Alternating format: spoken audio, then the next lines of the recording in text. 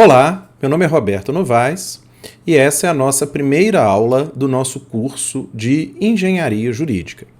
E na nossa primeira aula, nós vamos discutir alguns conceitos relacionados a direito, a tecnologia, para que vocês possam compreender em que ponto, em que local, em que circunstâncias, onde que se situa o conhecimento que será formado, que será desenvolvido ao longo do nosso curso.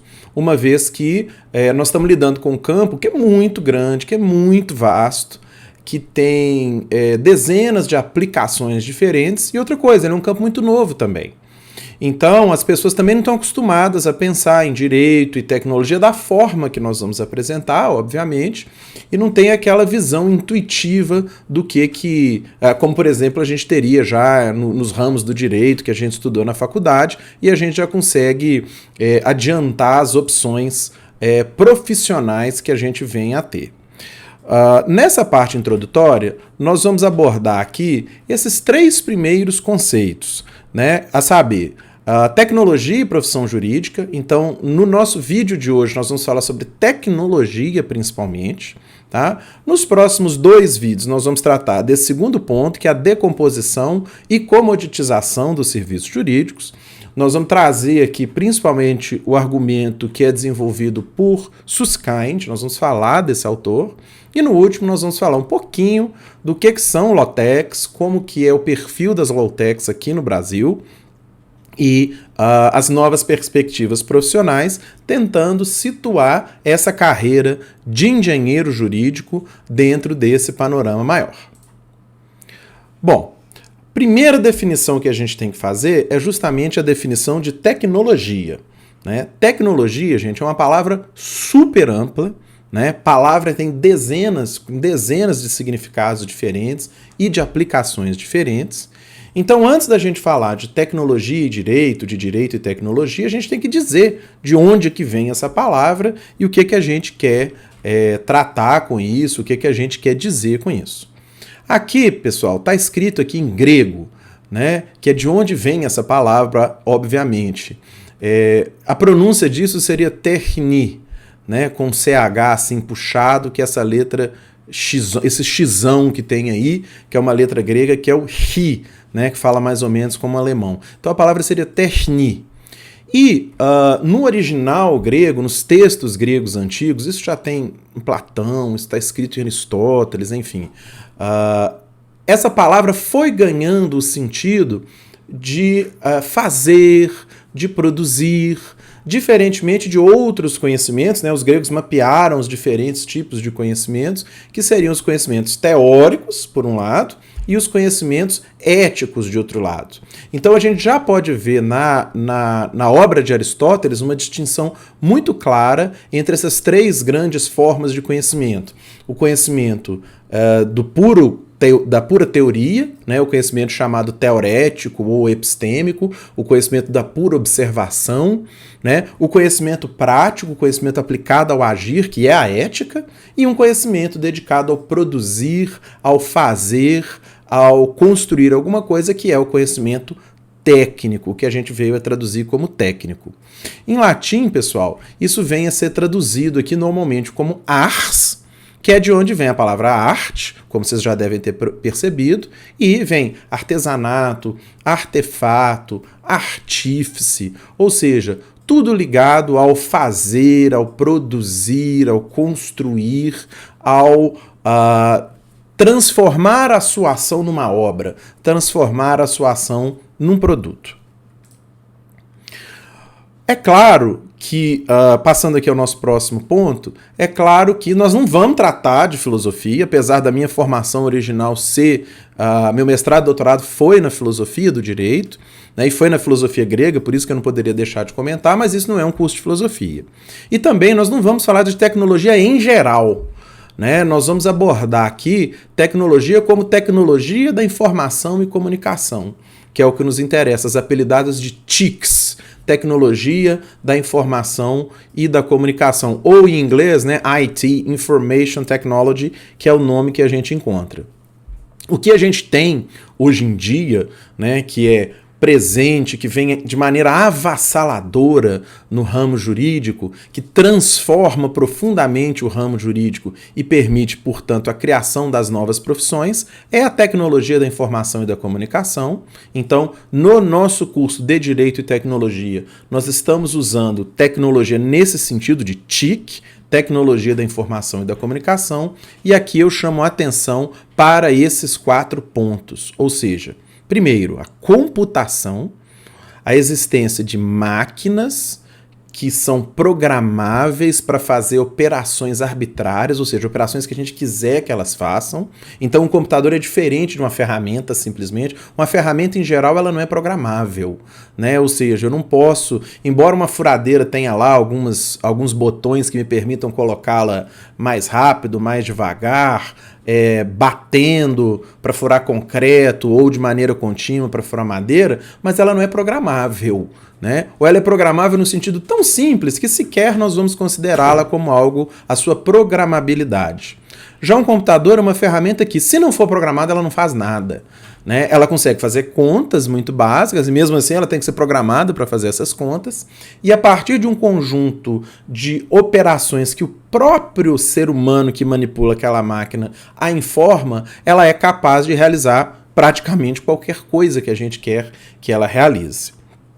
O segundo ponto aqui é a existência de redes. Ou seja, a grande revolução que a gente encontra nos dias de hoje é o fato de que essas máquinas e esses computadores estão interligados em rede, né? Eu não sou tão antigo assim, mas eu venho de uma época em que eu já tinha computador em casa, quando eu era criança, mas os computadores não eram interligados. Ou seja, a limitação que a gente tinha na quantidade de informações a serem tratadas, a serem processadas por essas máquinas, era muito grande.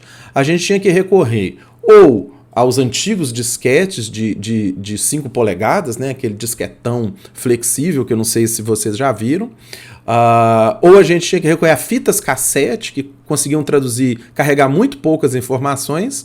E tinha, na minha época, o ancestral da internet, que eram as BBS, né? Que eram, na verdade, computadores que você podia se conectar de modo discado, e ali era uma mini internet que você tinha um computador central, você se conectava a ele e ele entregava ali notícias, joguinhos, tinha umas salas de chat, uma coisa muito simples, muito rudimentar comparado ao que a gente tem hoje. E hoje as redes não são de computadores, né? Elas são de dispositivos. Ou seja, na minha rede eu interligo o computador, eu interligo o celular, eu interligo a televisão, eu interligo os dispositivos de inteligência artificial que hoje estão se tornando comuns, como é o caso da Alexa, da Amazon, como é o caso do dispositivo do Google, enfim. Então, é uma interligação de diversos dispositivos que abre, obviamente, dezenas e dezenas de possibilidades diferentes. Terceiro ponto, armazenamento de dados. O armazenamento de dados hoje em dia ele é muito, muito, muito barato. E não só o armazenamento, mas o acesso aos dados, né? Ele é rápido e ele é barato. E ele tem se tornado cada vez mais barato. O primeiro HD que surgiu, que foi um HD da IBM, ele era imenso, do tamanho da máquina de lavar roupa, e armazenava poucos megabytes, né? E era caríssimo, então ele custava milhões de dólares, de maneira muito lenta, de acesso muito lento, para armazenar uma quantidade pequena de dados que hoje um pendrive baratinho como esse, que a gente compra numa farmácia, que a gente compra numa banca, armazena uma quantidade imensa de informações. Então, com isso, abriu-se a possibilidade de um registro de dados que antes a gente não tinha, né? E esse registro de dados, ele permite registrar a posição do seu celular, ele permite registrar o seu comportamento de navegação na internet, ele permite registrar todas as suas movimentações financeiras, e isso que deu margem, né, juntando com aquelas outras duas coisas, está tudo em sistemas computacionais e tudo interligado, e essa facilidade, essa barateza do armazenamento das informações permite que a gente tenha conjuntos de dados muito grandes, e esses conjuntos de dados que vão possibilitar, no final das contas, o surgimento de um novo campo, né, relativamente recente, pelo menos na encarnação que se apresenta hoje da inteligência artificial, como a gente conhece hoje, que se baseia principalmente em aprendizagem de máquina e redes neurais.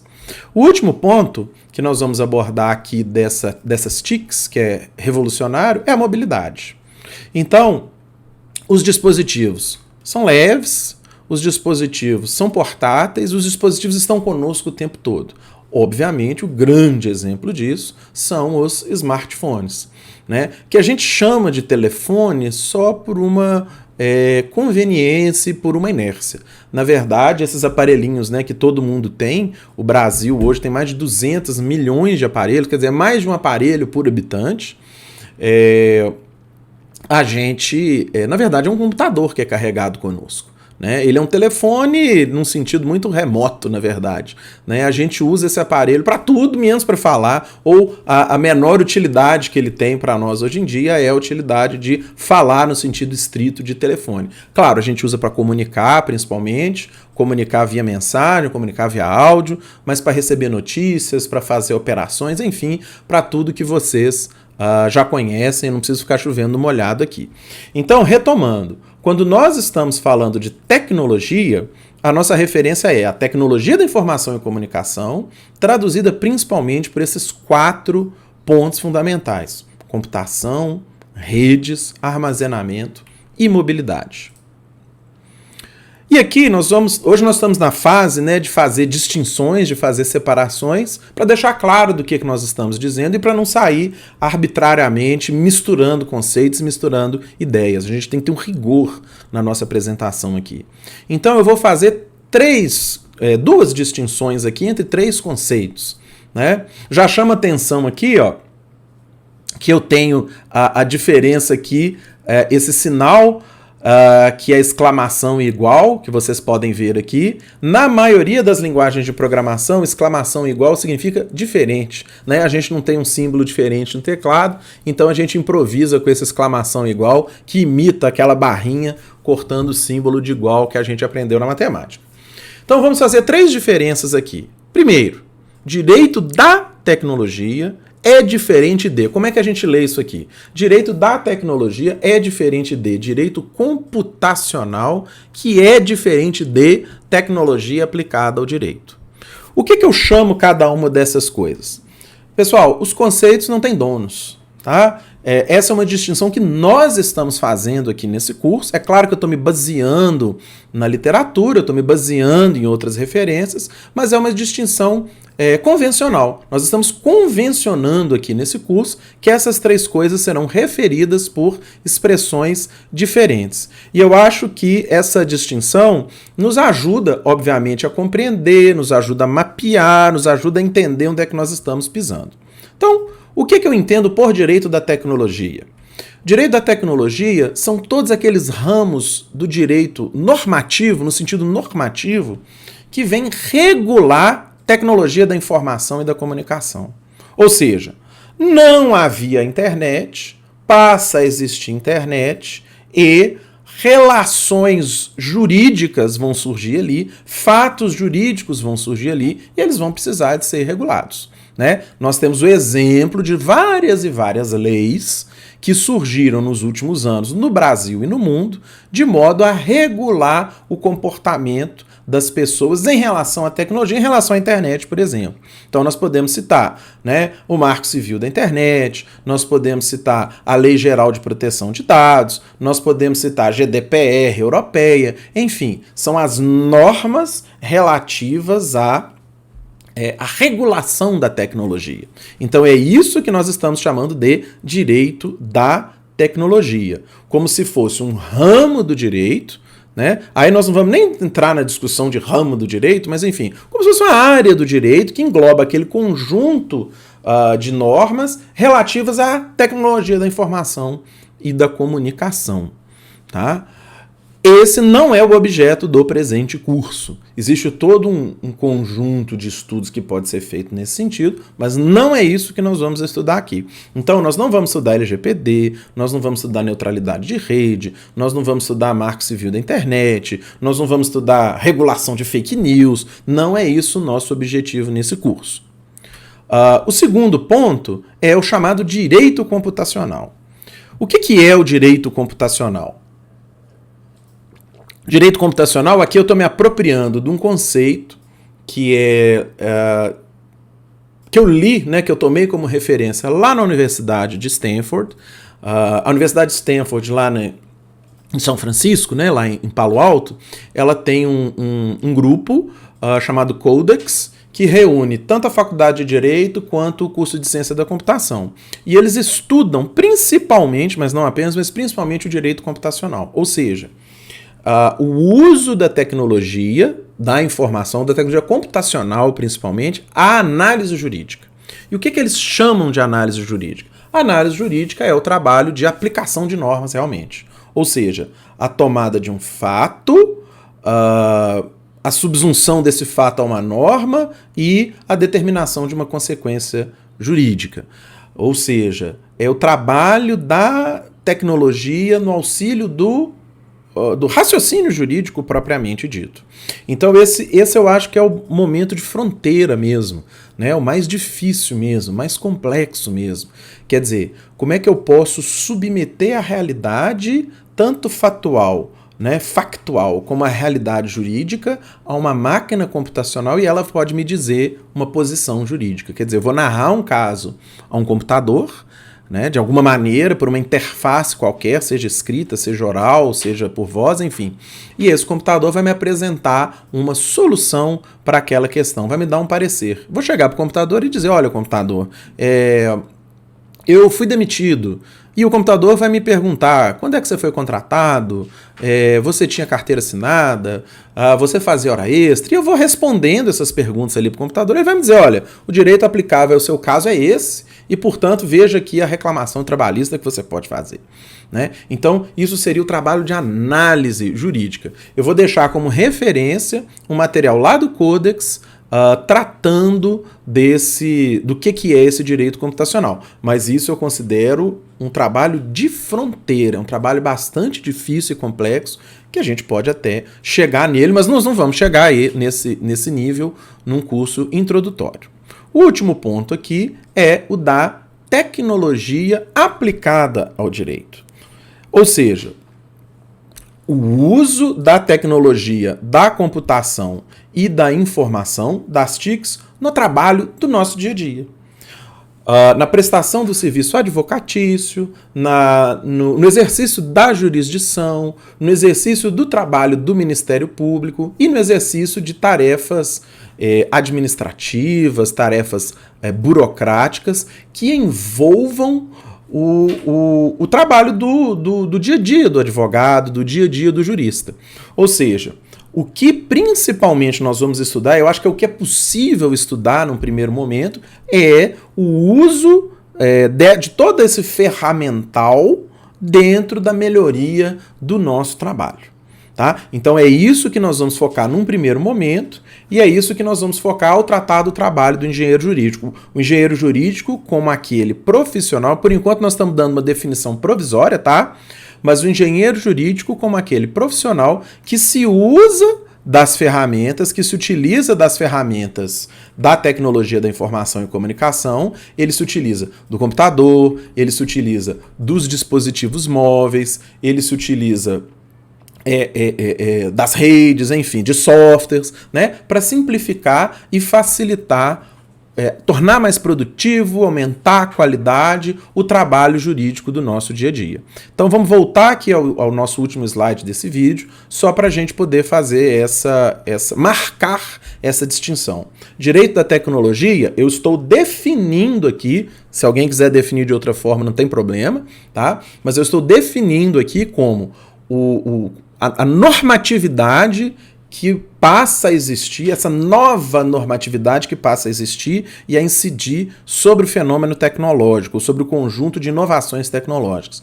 Direito computacional, tomando emprestada a definição lá de Stanford, como o uso dos computadores na análise jurídica, na opinião jurídica, na decisão jurídica. E o último caso, mais amplo, mais genérico, o uso ou a aplicação da tecnologia da informação e da comunicação na melhoria do serviço jurídico. softwares, bancos de dados, ferramentas que vão simplificar, facilitar e tornar mais produtivo o dia a dia do jurista, do advogado, do juiz, do operador do direito. É isso então por hoje e até a próxima. Muito obrigado.